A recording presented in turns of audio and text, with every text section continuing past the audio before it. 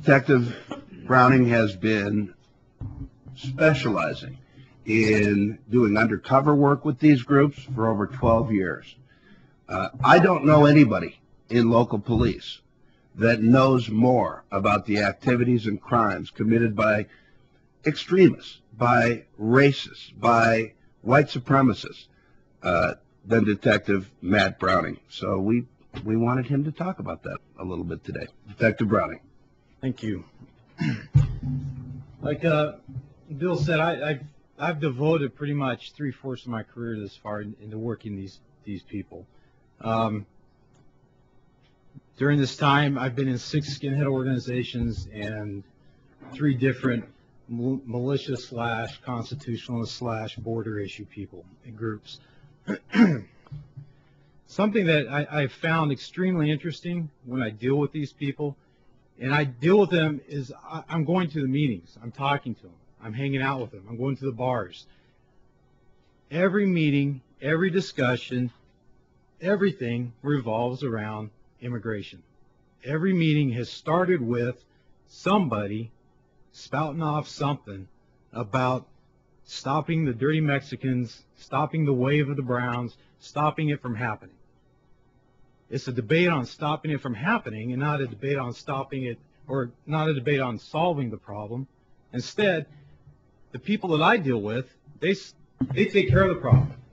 And here's how they take care of the problem. I have sources and information that there are still 2 bodies floating around Phoenix somewhere that were Hispanic, Mexican American, whatever you want to call them. They were victims of a skinhead hunting trip. What the skins do is they believe in hunting. A lot of people go hunting, but not this way. These guys would drive around the streets of Phoenix, and as they would drive slow, they would look for Mexicans. It didn't matter if they were illegal, documented, U.S. citizens. They looked for the color of the skin, and at that time, these people were stalked and brutally beaten. Now, when I say brutally beaten, in the skinhead lifestyle, the culture, their weapons are their boots. I've investigated a lot of skinhead crimes, and only on 2 occasions have I ever investigated one where a weapon like a gun was used. The other ones were steel-toe boots.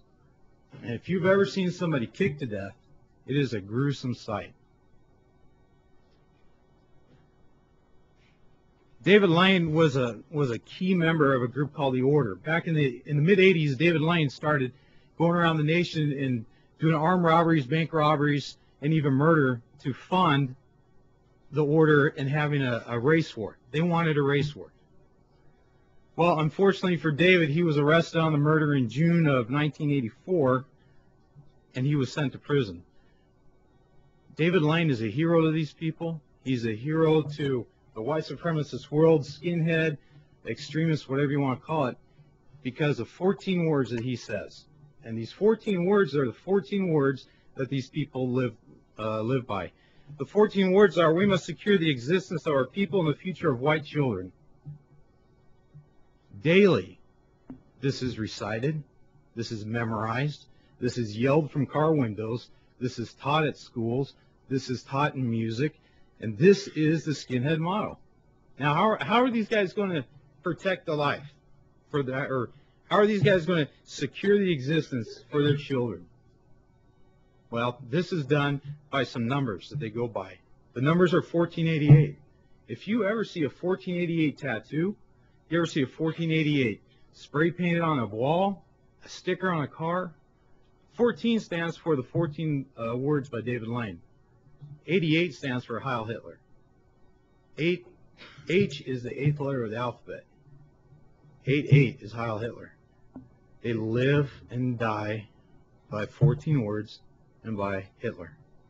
If you've never been to one of their meetings, they're kind of interesting. I like watching biography history. I am no way, shape, or form a history expert like Mark is. Listening to him talk I can't do that.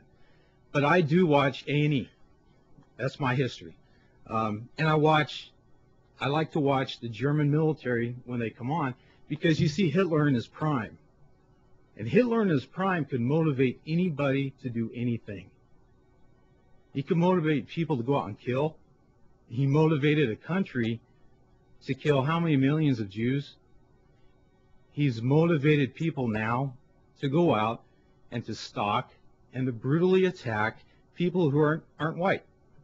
And he's dead. But his legacy lives on, and that's what these guys deal with. So they live by the 14 and 88. I'm going to go into some specific situations and crimes and instances that these guys have been involved in. We're going to talk about the skinheads. I could stop. What Mark covered is everything. He touched on every group that is in Arizona. He touched on. Now I'm going to talk about some other groups, and then some of the crimes that they've been involved in. Some of them I can't go into because they're still under investigation. Other ones I will. And then to really start this out, Arizona is by far known for one thing in the skinhead world. It's not the bands that come out of here. It's not the concerts put on. It is Arizona has the most violent, racist skinheads in the nation. So when you think about Arizona, you might think about it a little different now. Because for the last 10 plus years, it has grown and grown and grown. And when you talk violence, you're talking about these guys. I touched on the hunting trips. Like I said, there's 2 bodies still missing. Source information says that he was sitting in a car and heard the knife being stabbed into the body 12 times. He heard it from his car. Remember, they're not shooting people. To kick and stab a person is rage. That's hate. That's getting up close and personal and really putting a hurt on people.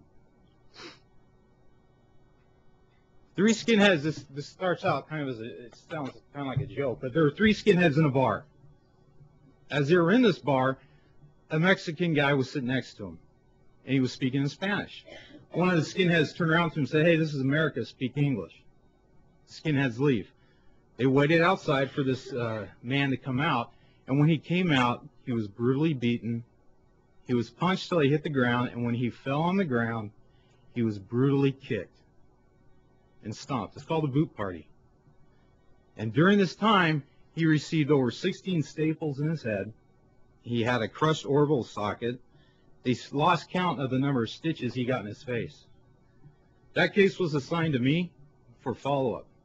I put together a photo lineup, and before I could get to the hospital, the Mexican man checked himself out of the hospital because he was in fear for his life because of deportation. Now, 3 violent skins, are still walking around. And I can tell you they've done it again.